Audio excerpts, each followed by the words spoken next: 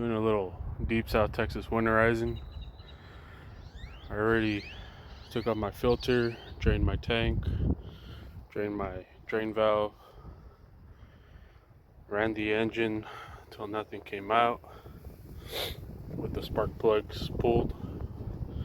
Right now I'm pulling out the high pressure check valves.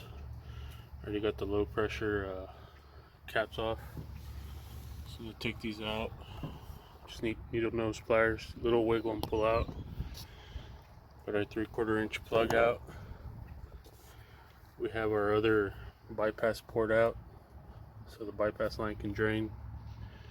Gonna take off our overpressure relief valve, so anything here can drain.